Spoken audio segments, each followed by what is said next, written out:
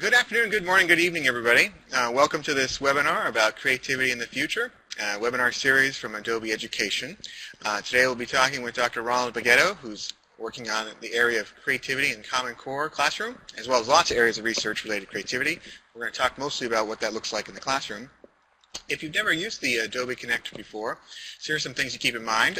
You'll have a chat pod there on the left where you can keep questions going and comments and follow along with the discussion. You can also, of course, use the hashtag CreateEDU on social media to continue the conversation afterwards. This is the fifth in a session of 9 different webinars we're doing about creativity in education and all different directions and ways and approaches to creativity, whether it's in teaching or in learning. It's intended for school administrators, teacher leaders, trainers, those who are thinking about how to really help foster creativity in education. Today's topic is the 5th one. We have 4 more to go in the series this school year. As you can see there, the next one is How Do You Do It? Insights from School Administrators. Then we'll be doing a series of Ignite Talks, which, if you're not familiar with what those are, is basically 20 slides in 5 minutes. And we'll basically have either 4 or 5 different educators and really giving their perspective of what it looks like from them, their classrooms, using creativity. After that, we'll have a webinar about digital storytelling as an instructional strategy, followed up with a sort of capstone webinar about the future of digital learning, really taking a whole perspective on the take of where creativity and digital learning intersect. That will be on May 20th. So with that, let's go ahead and get started. I wanted to introduce our speaker today. Dr. Ron Beghetto is an international expert on creativity in educational settings. He serves as an associate professor of educational psychology in the Naig School of Education at the University of Connecticut. His research examines and focuses on what does creativity look like in a classroom setting, and how does that really affect both the teacher and the student in using it every day in the classroom. He's published numerous scholarly articles and book chapters on classroom creativity and teaching, and his newest book is called Killing Ideas Softly, which we'll talk more about and share some of the research findings from that book. So with that, I'm going to go ahead and turn it over to Ronald to go ahead and get us started. All right. Well, thank you, Thor, and hello, everyone. Greetings from Connecticut. I hope you're all doing well. It's a thrill to be here today with you and chat about creativity, one of my favorite topics. So I think one way to start this out would be to think about what is the word that comes to mind for you when you think about creativity. What are some of the words that you associate with creativity?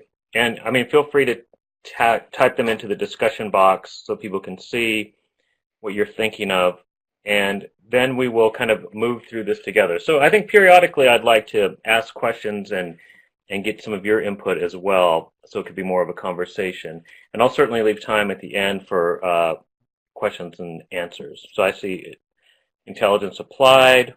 What else are we thinking when we think of creativity? What words come to mind? Maybe just the first word that comes to mind. Innovation, play, children, fun, absolutely. Enthusiasm, flow, exploration, messiness, noisy, problem-solving, motivation. Yeah, so those are all, I think, unstructured, informal, ad hoc, absolutely. Emotions. These are all words that I think are commonly associated with creativity for sure. So what I'm going to try to do is kind of blend some ideas drawn from 3 of my books, the most recent one being Teaching for Creativity in the Common Core Classroom and Killing Ideas Softly, and then also Nurturing Creativity in the Classroom. And so Teaching for Creativity in the Common Core Classroom just came out in December with Teacher College Press, and in that we're really trying to help think through what does creativity mean in a classroom setting, and in a classroom setting that is trying to address academic content standards. So I think asking that question of what is creativity is a really critical question, and oftentimes we associate it with things like imagination or fun and fantasy or childhood and so on, which absolutely is fine. I think when we do that, though, however, we sometimes lose sight that can creativity be serious? What role does actually creativity play in the classroom? And so when we think about, okay, creativity it's all these things, messiness, noisy, learning, experimentation, flow, what does that mean for a classroom, a traditional classroom environment. And so, I mean, you can think about that. Oftentimes, something we lead to when we start having these conversations with teachers, for example, is that we all value creativity implicitly, but we worry that it can drift into curricular chaos. And that's something that any of us that have ever taught knows is not something desirable on anyone's part, including the students. So I think when we think about creativity in the classroom, does it have to lead to chaos? Is there a way for creativity to actually have a meaningful place in the classroom environment?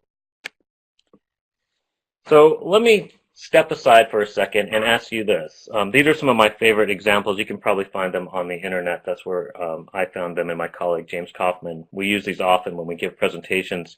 So I want you to think about these classroom examples. Here's a worksheet where a child is asked to label or actually name various quadrilaterals. This is something my daughter's actually working on in school with a similar worksheet. So here we have a student, Hope, and she's to name rectangle, rhombus, parallelogram, and here's Hope's response.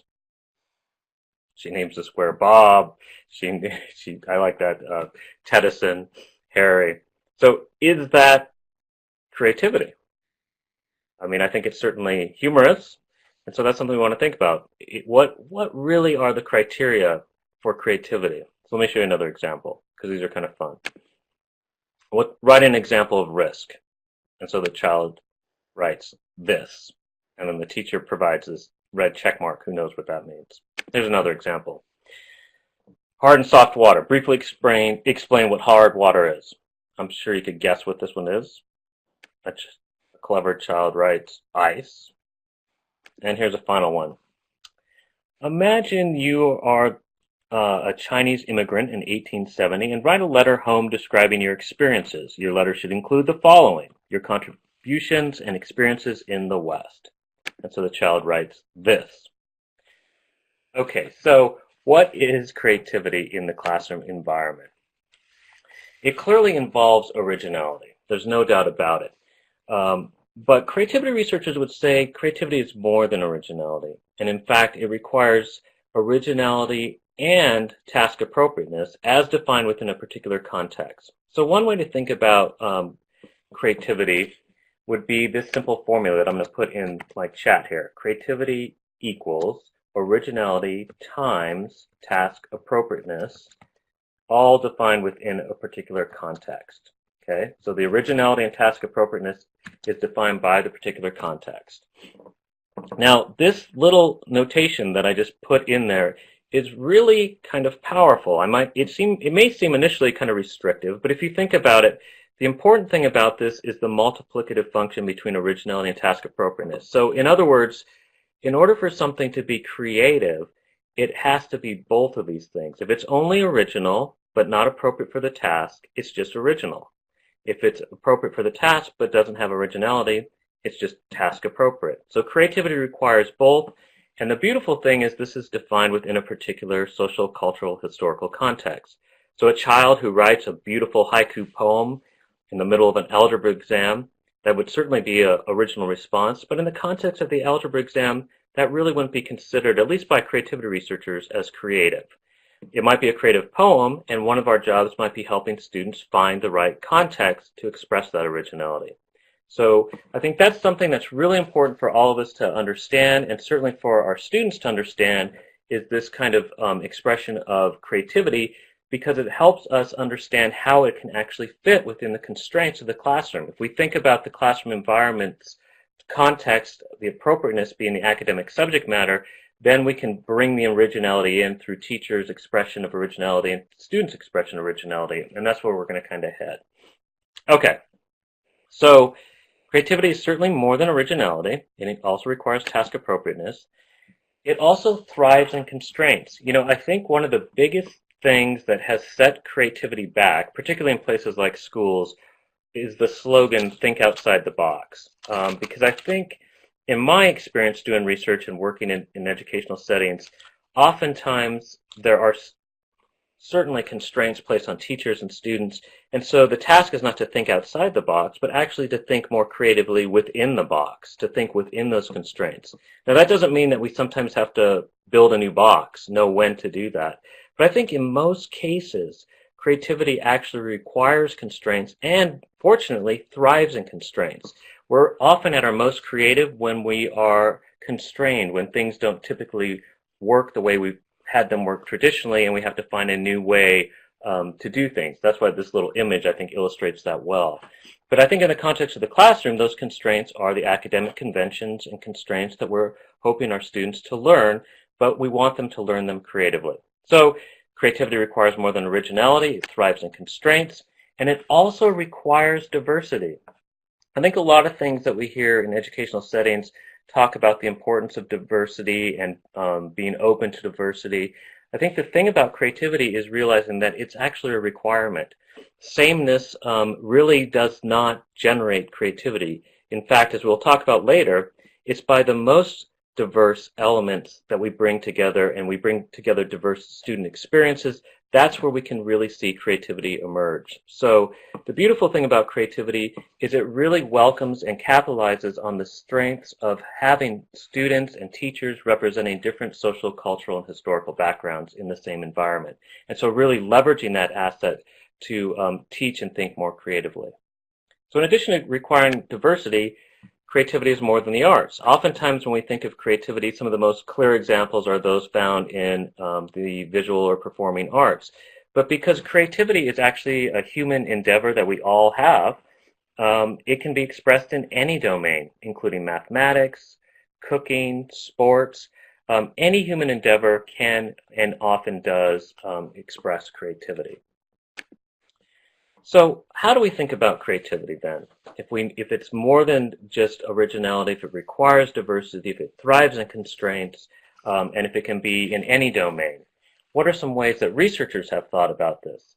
So I think a really helpful conceptualization was put forward by Rhodes, and he came up with the 4 Ps of creativity, and that's what's represented here. And so I'll walk through these really quickly. This 4th P, press, really refers to the environment, but press of the environment, but that would be 3 Ps and an E, so Rhodes, I guess, decided that having the 4th P, press, would be more useful. So let's walk through these really quickly. When researchers think about creativity, they sometimes think about the creative person. And what we know from the research is that there are a couple traits that really are helpful in encouraging and expressing the creativity we all have.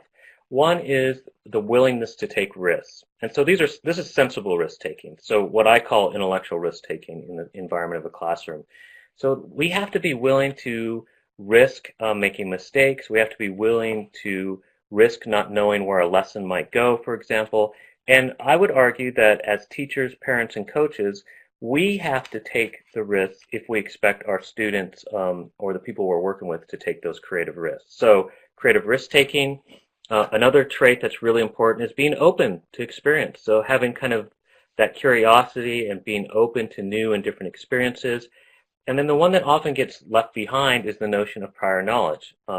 J.P. Guilford, who kind of was one of the progenitors of creativity studies in the United States in the 1950s, talked about we cannot create in a vacuum. We need something to create with. And so prior knowledge is actually really critical to develop creative competence and to become an accomplished creator.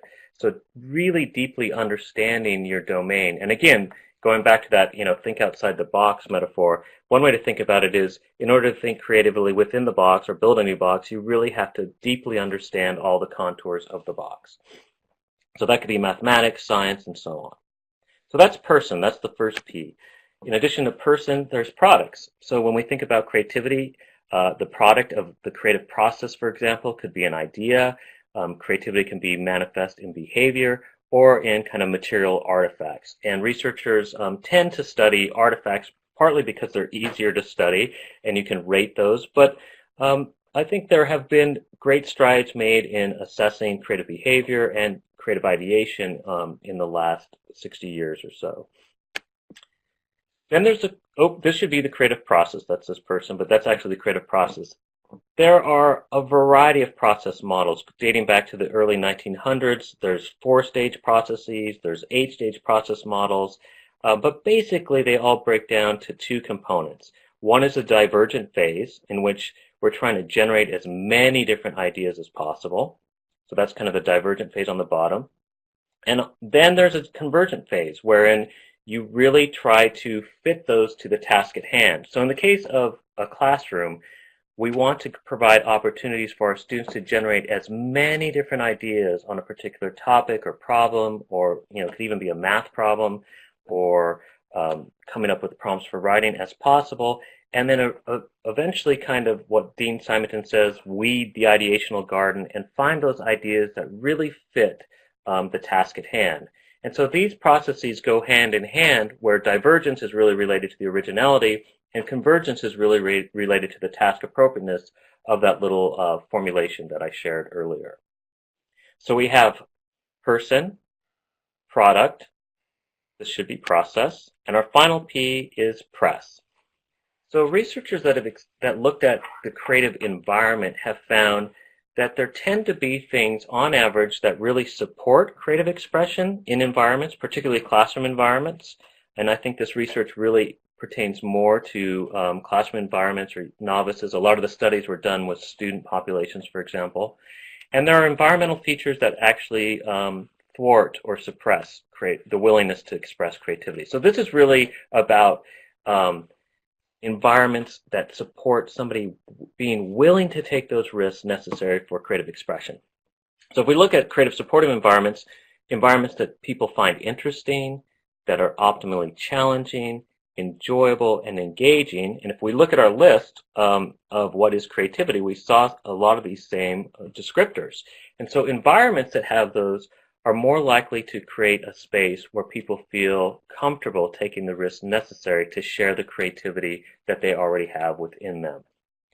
On the other hand, if an environment is experienced as being very competitive, and again, competition can be supportive of creativity for some, but this is on average, and this is typically like in an environment for schools, competition tends to erode people's willingness to make creative risks. So for example, competition, you're going to try to find the way that works, and creativity isn't always the way that works, because creativity sometimes leads to things that don't work, right? So competition undermines creative expression on average. If you are expecting to be evaluated, that can also undermine creative expression. If you are feeling like you're constantly being monitored, or there's high surveillance, the teacher's constantly looking over your shoulder, or if you're a teacher, the administration's constantly looking over your shoulder, then you're less likely to express creativity as a learner or a teacher. And finally, the last one, those are pretty intuitive. I think the last one's a little counterintuitive. The researchers actually found that if you expect a reward as a result of doing something, you're also less likely to be creative. Let's pause for a second on that one. Can anyone think of why that might be the case, that if you are expecting a reward at the end of doing some endeavor, why that might actually lead to less creative expression? Any thoughts on that?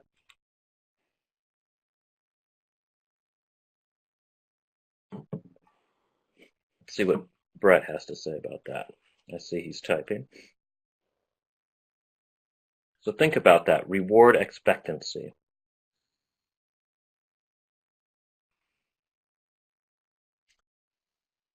So yes, so Brett basically really hits it on the head here with highlighting you will do what you're sure of what you already know works, right? So again, what we think about and what we learn from this is all about the motivation. So what is the motive for doing something? If it's to receive a reward, actually that turns into an external reason, and the intrinsic motivation that's often necessary for creativity gets replaced by that. And so you'll try to find the path of least resistance where you know what works.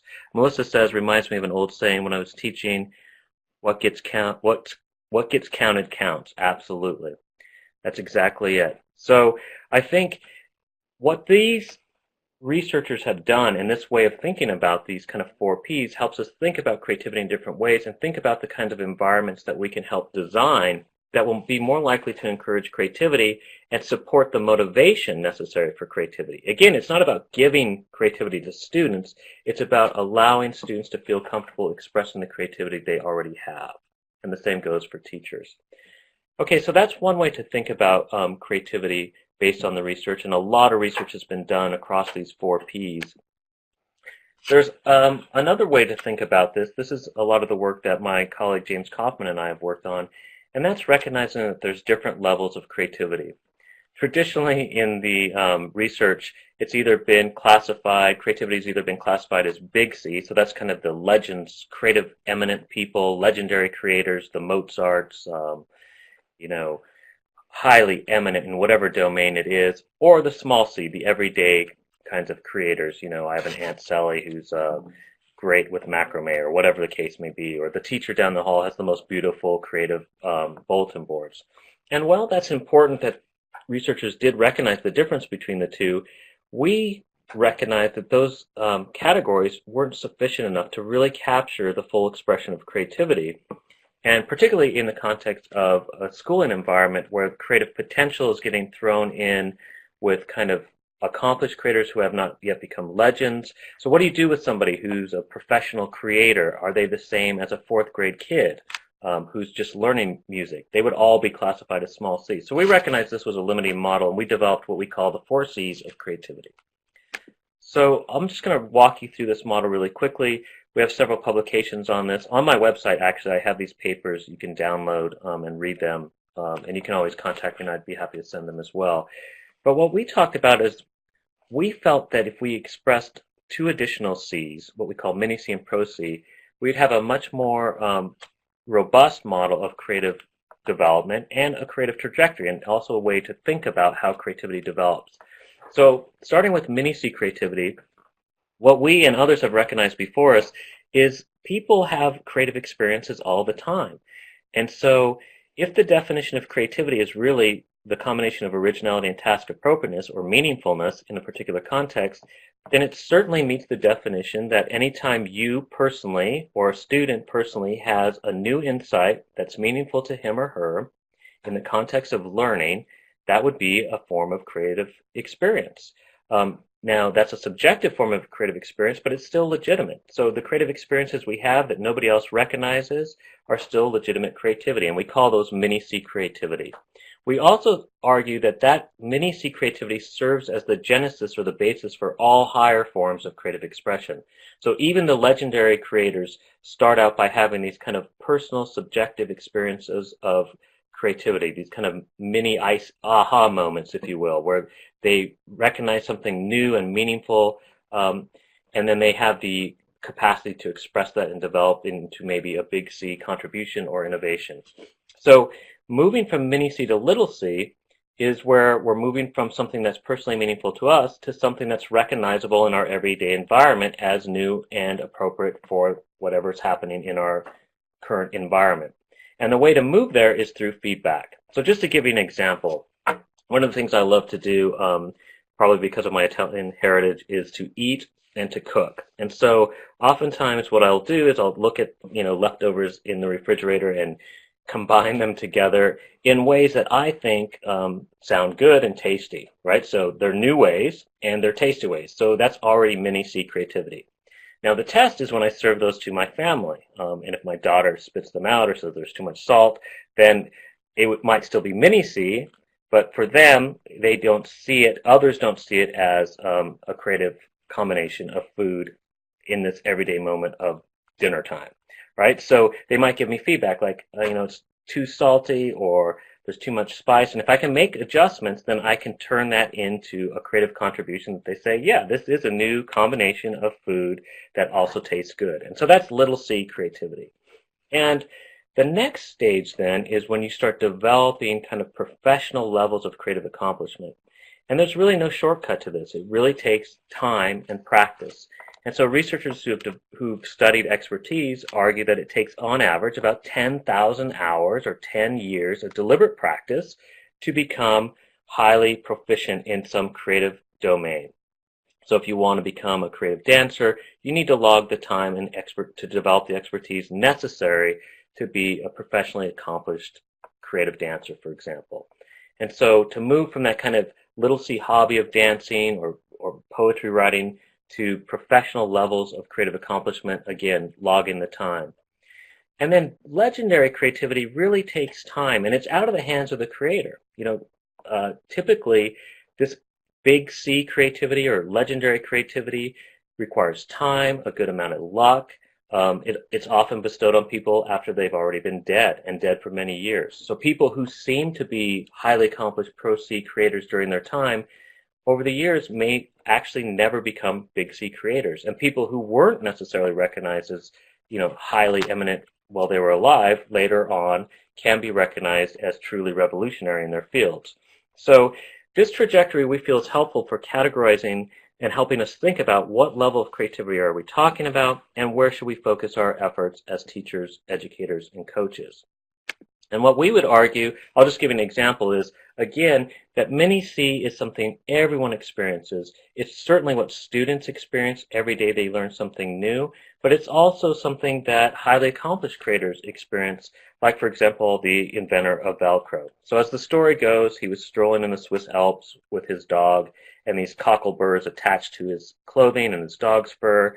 And as he was looking at them, he had this mini C insight, which was new and meaningful to him, where he recognized that there was this kind of latching system that was holding them to his clothing, and he recognized in that moment that he could probably synthetically generate that same latching system.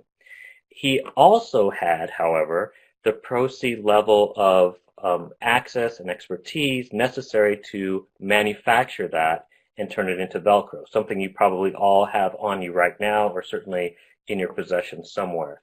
So again, this is an example of going from mini C right to pro C right to big C, okay, that there is not really this everyday tinkering, that professionals have these mini C insights and they can deliver them into big C contributions.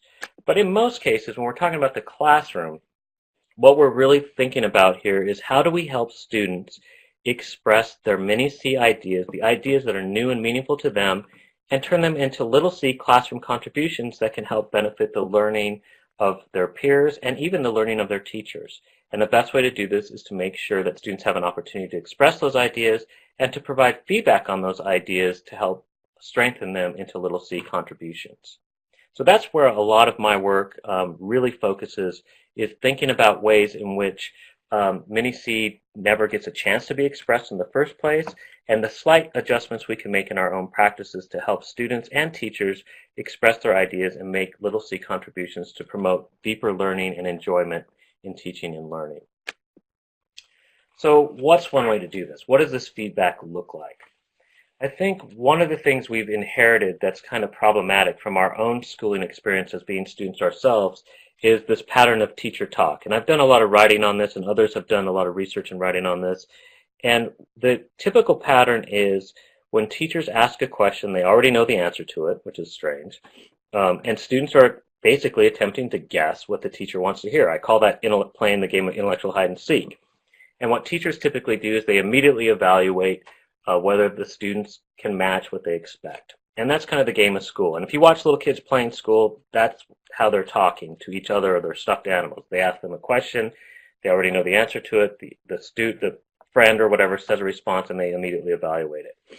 This pattern of talk, although it's very prominent throughout schooling throughout the world, actually seals off opportunities for mini C creative ideas to actually be expressed.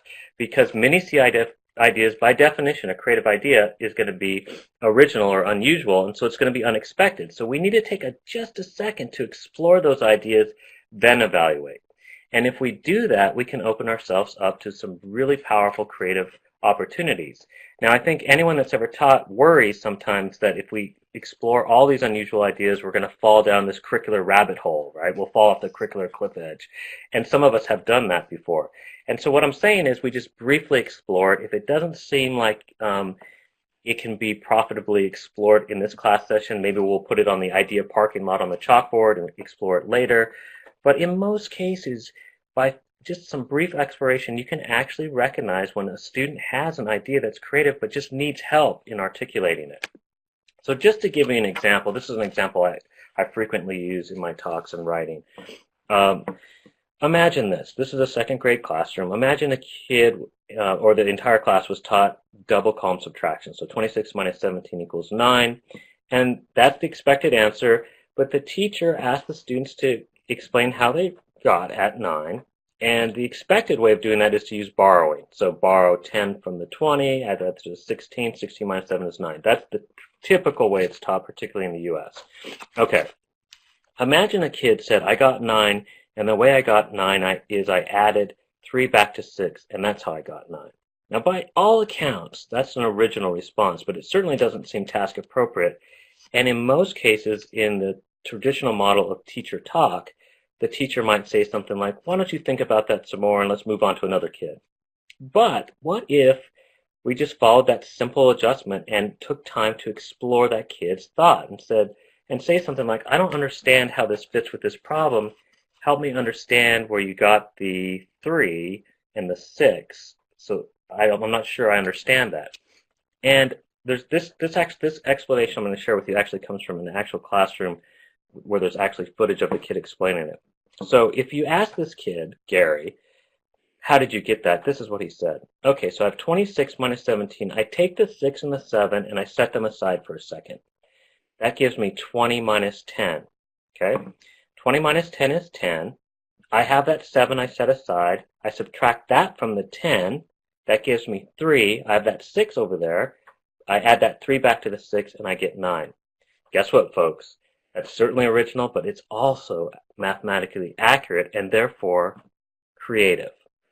So that mini C idea just needed a little bit of support to help it become a little c idea. And the most beautiful thing about this kid's explanation is on the video you could hear another kid say softly in the background, I now disagree with myself, which signifies that this kid's explanation actually changed the meaning and learning of one of his peers who thought it was 11, but after hearing his friend explain this very unique, very creative, and mathematically accurate solution, understands double column subtraction better than he did before. So that's the kind of level of impact that I really am excited about, that's capable. Every teacher, every student's capable of this. It just takes just a few moments to take time to explore.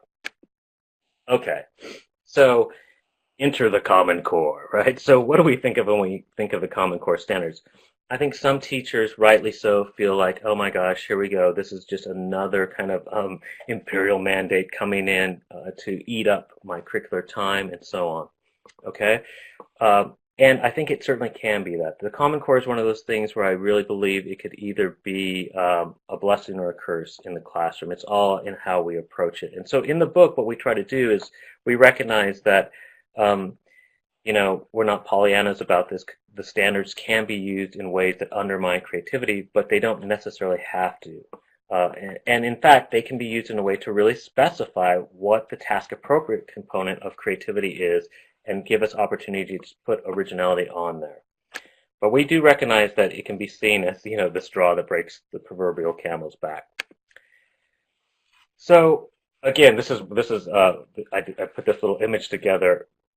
One way I think that any of us face new mandates or these kind of seemingly contradictions, Common Core standards and creativity, for example, they don't seem on first blush as being compatible at all. And one way to kind of resolve this kind of being torn between two places where we value creativity, but it's part of our professional responsibility to fulfill the Common Core standards or whatever standards, we kind of do this pedagogical deal with the devil, if you will. And so this is Faust here. We say, okay, I will do the standards first, and then if there's time, I'll later work on creativity in my classroom. The problem with that is there's never more time, and it's just a simple way to dismiss creativity. And so what I've written a lot about is, let's take a both-and approach. We can do both. Is there a way to really do both? Is there a way to do this simultaneously to make these two things compatible? And one useful way of thinking about this is something that a researcher starting in the 70s, Albert Rothenberg, described as Gentian Thinking. Okay, so that's the Roman god Janus there. And Janus, simultaneously looking in two directions and in opposing directions, looking in the past, looking in the future.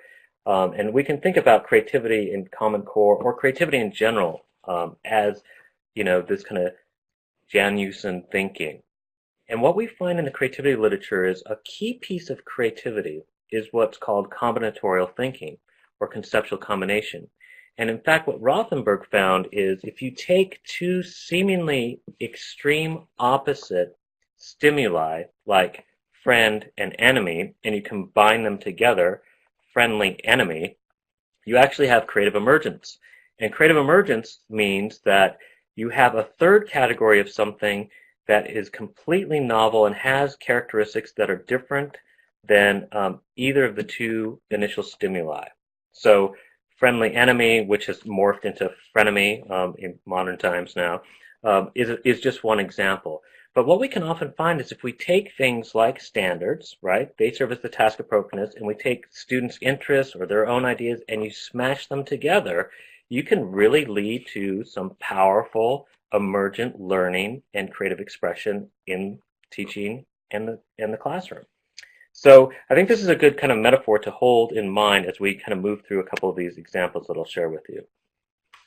So the Common Core is really trying to seek deeper engagement and understanding of academic content. I think that's one of the things, if we were to give them, the good faith test, if in good faith this is what they're trying to accomplish, this would probably be it. And the nice thing is creativity is really one way it's a vehicle for deepening engagement and enjoyment of any endeavor. And so we can bring these two together. They basically serve a common purpose with respect to engagement and understanding. And so a lot of my work realizes that it's not fair or just, I think, to ask teachers to add more to their plates, but actually look at what they're already doing and see, can we make slight adjustments to introduce oftentimes originality in what's happening, because the task appropriateness is already typically there. So here's an example from our book, Nurturing Creativity in the Classroom, that was published in 2010. This is a standard word problem. This was actually a word problem taught in 3rd grade in a Chinese classroom. And so it's a kind of a standard word problem. So that's kind of the text in white is the task appropriateness. I mean, these are a dime a dozen kind of word problem. The thing that this teacher did every time she taught a problem in math is she added this additional requirement. She wanted kids to solve this problem accurately, and she might even show them an example. But then what she wanted them to do is come up with as many different ways to solve the problem as they could. Okay, so this is inviting original thinking. So you can't just replicate the teachers. You have to come up with as many different ways, and you can come up with your own ways, novel ways. And what was really interesting is in this particular classroom, the students generated more than 13 unique and accurate examples. So that was just an example of creativity in the classroom. It engaged the students. They were invested in it. Some students came up with examples that weren't appropriate, and you still can learn from those. But imagine coming up with 13 or more answers for this problem actually deepens the understanding rather than just coming up with one way and the way that was modeled for you. So again, by inviting expression of original thought and just holding our students to that. I think one of the biggest disservices we do in education is we underestimate the capacity of students. If we throw down the challenge and say, you have to come up with as many ways as you can, they often will rise to the challenge and surprise us, and the learning will follow. Deep learning. So that's an example. Here's another example.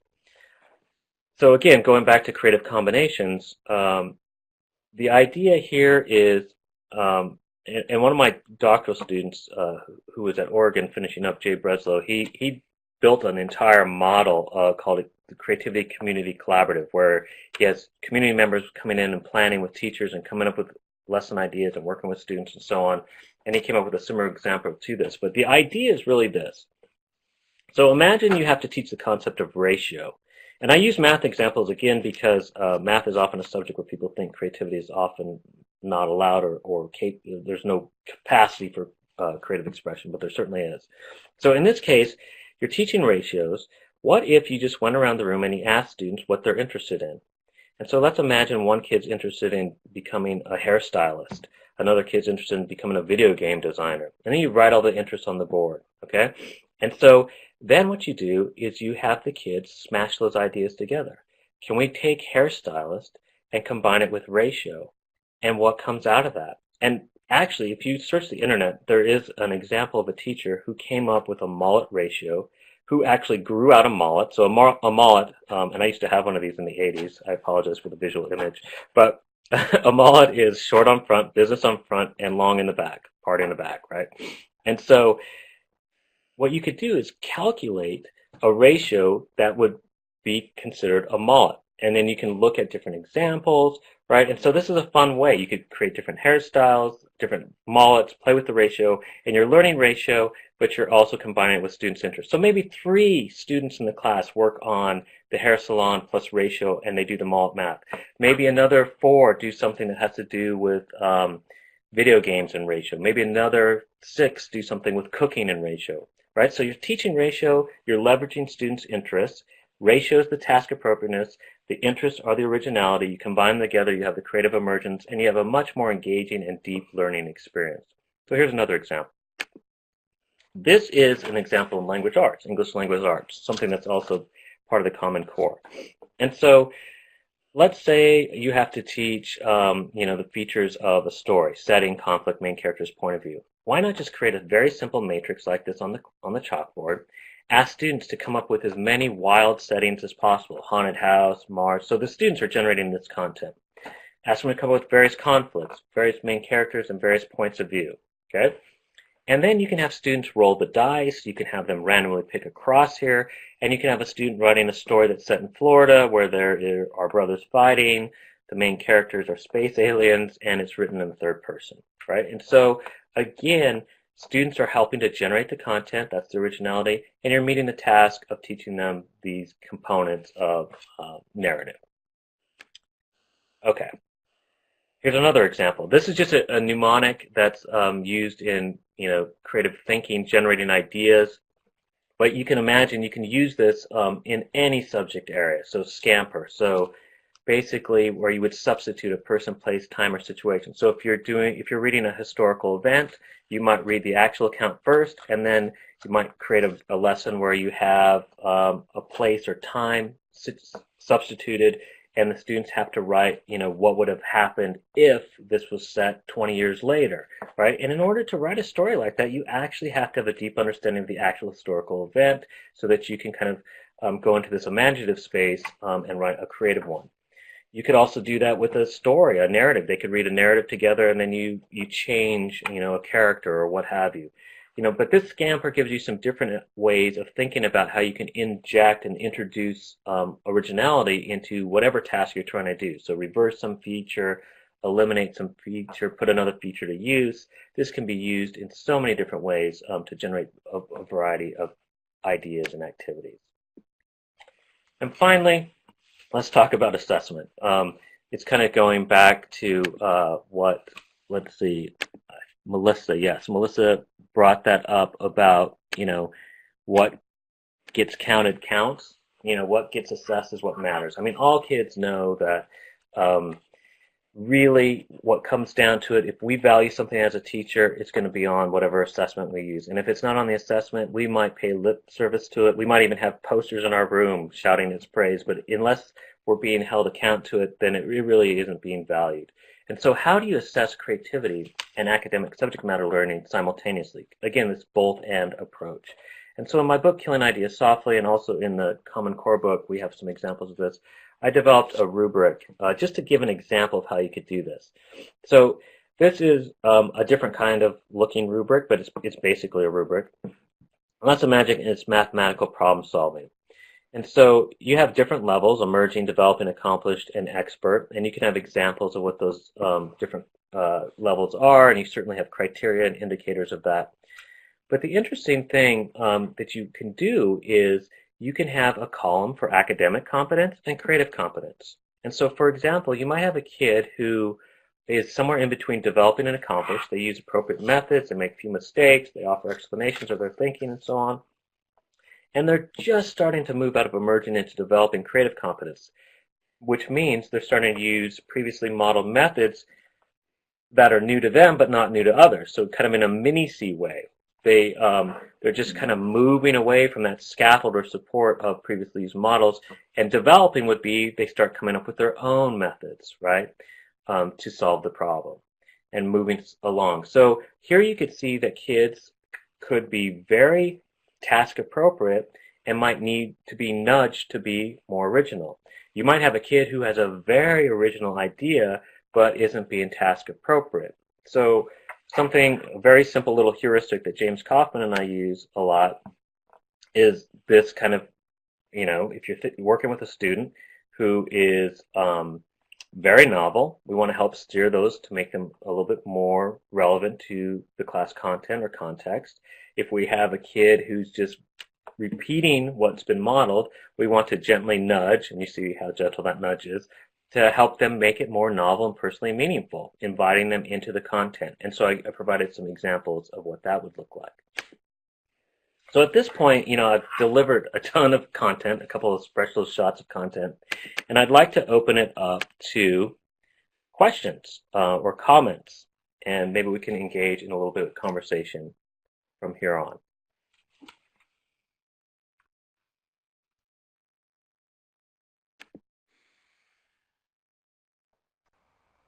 This time I remembered to turn off my mute.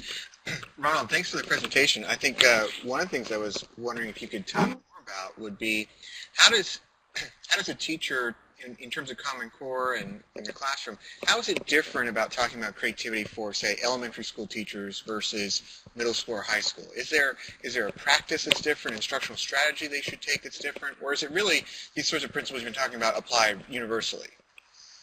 Right. I think the key is that these principles generally apply, and I think what makes them kind of context specific is really making sure you're inviting students into that space. And of course, the kinds of tasks that would make them appropriate are going to be defined by grade level as well. So you might have, a little bit of a deeper requirement, and obviously in the higher grade levels. But again, I think the general principle of finding ways to invite students to express their own interests, their own selves, to actually help contribute to the content is the same. And so I was recently working with a group of teachers in a school district, and I worked with elementary. I think it's really helpful to have elementary, middle, and secondary teachers actually planning together. Yeah. That's where you can really see, again, creative combination, where you have a 12th grade advanced placement teacher working with a kindergarten teacher, and now they're generating ideas not only of how they can teach better in their own classrooms, but how they can merge the kindergartners with the 12th graders and do a really interesting project and put academic learning to a new use. So it's just a matter of really getting clear on what are your aims, your instructional aims, what are the things you're hoping students to learn, and then inviting them into the process. And the nice thing about it is it takes a lot of the work off of the teachers and helps the students help generate examples. Teachers often feel like they have to come up with all the models and examples, but why not ask your students to? I think that example from the language arts is a great example where the students generate all the stimuli and then use them in a creative way. So they generate the characters, the setting, and so on, rather than have the teacher do that. And I think if we could start, again, it's really about making these slight adjustments, inviting students more into the curriculum, and thinking about how we can monitor that in our assessments as well. So I don't know if that answered your question, but I hope that helps. It helps. I mean, I think it does come back to like that, the teacher professional development preparation time. Having that collaboration would really, that's a really interesting approach. I haven't seen a lot of that being done, especially in terms of Common Core and the creativity aspect. It's interesting. Looking below, I see a couple of other questions there. Okay, let's take them. Does creativity need to be visual? I think that's a good one. How do you help overcome that bias that everybody has, that, oh, it has to be visual or it has to be music?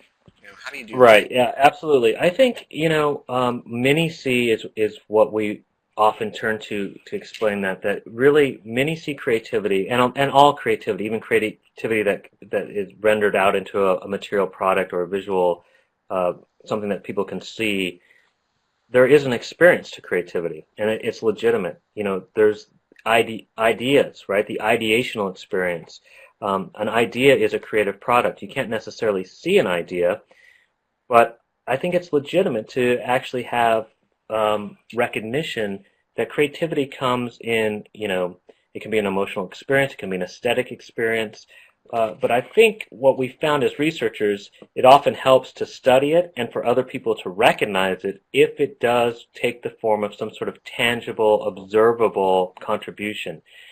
But I think when we're talking about education, I think it's absolutely critical to help our students know that they are being creative when they have a new and meaningful idea, even if no one recognizes as such, only them, right? And so I think helping them understand that even the most accomplished creators have those ideas that are personal to them, and then they develop them to make the contribution to others. And sometimes it's okay just to stop at, a creative experience and just enjoy that and not have to render it out in something that other people can see or evaluate as well. Well, that also kind of dovetails with Matt's question about the balance of feedback. How do you balance the value of feedback from a teacher about something versus a peer, as students? Right. Right. The feedback thing I've done a lot of work recently on. I recently published an article, and I've been writing about a lot this phenomenon I call creative mortification. And again, it's not about creativity dying, because as long as there's life, there's creativity. It's really about the will to create dies in moments of, I think, unintentional feedback, well-intended feedback. The thing about creativity is, and this is something James Kaufman and I have written about before, we call it the Goldilocks Principle. When you're giving feedback, whether it's from a teacher, from a peer, a coach, a parent, the key is this. You don't want the feedback to be too soft. In other words, just to be glowing praise, because what can end up happening is as devastating as, just feedback that's too harsh. And we see this on, American Idol's running right now, and you see it in auditions. Somebody that's been told all their life that they're a great singer, and then they go in front of national television and just get eviscerated. I mean, that's a painful, terrible experience. And a lot of people don't recover from that. Likewise, however, you want to give feedback that's honest, but you want to make sure that you always talk about how improvement can be made. And I think Carol Dweck's work on mindset is really critical in this regard. So my research has found is people who have a negative performance outcome, if they experience that as a shaming moment, so they feel shamed in that moment, they have that profound negative emotional experience, and they feel like improvement's not possible, then they tend to set down whatever creative aspiration they have, never to pick it up again. I mean, think about yourselves or somebody you might know. Have you ever had a creative aspiration, maybe to be a dancer, or it could have been a mathematician, or in sports, or a poet, and in one fleeting moment you receive feedback from some trusted other? It could be a peer, but it's often a parent, teacher, coach, and in that moment you were so shamed by that, it was so painful, and you felt like improvement wasn't possible, that it's just too painful, and it seems like an exercise in futility. You abandon it. You give up that aspiration. I think that is absolutely tragic, the amount of talent loss that happens in youth as a result of, just misguided, misdelivered, and problematically experienced feedback. So what's the message? Be honest in the feedback, but also communicate how that person can improve. So it's striking that balance, the kind of Goldilocks principle, the just right porridge. And being concrete in terms of what you're giving feedback about. Yeah. Absolutely. Huh, fascinating. And Pip was asking if you've been familiar with Tony Ryan's Thinker Keys project. I haven't myself, but have you heard of that? I'm not. Thanks for the link. I will definitely check it out.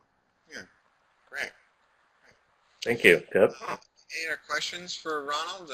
It's been a great session, very informative as always, and I think we have his website. I mentioned earlier it's ronaldbeghetto.com, and I think you've got great links to a lot of the research that you talked about earlier in the session. So, of course, the other thing is this whole session is being recorded so that we can post it on the website where you went to register for the webinar. Also be posted at the Education Exchange. So. With that, let me thank you first, Ronald. Appreciate your time and information. This has been very informative and helpful in thinking about creativity in the Common Core classroom. What I want to do here is just move on to the next sort of layout. Talk about that. Obviously, this is not the only time ever to talk about creativity in the classroom, but that you can continue the conversation on the Adobe Education Exchange, where you can share, learn, discuss, and connect with others, as well as using the hashtag #CreateEDU. To share and reflect on these resources that Ronald shared with us today. The other thing we'll do is, if you have a chance, go ahead and take the polls there at the bottom and let us know about your feedback about this webinar. It always helps us improve and think about how to better tailor them for audience needs in the future. The other thing to keep in mind is if you're a Title I school, you can apply and receive free software from Adobe by going to this URL here, part of the administration's Connect Ed initiative, where a lot of companies are helping to support widespread use of technology tools in education. To learn more about other upcoming webinars in this series, I gave you a list at the beginning, but in case you missed that, you can find them here at the URL. I'm just posting the discussion right now.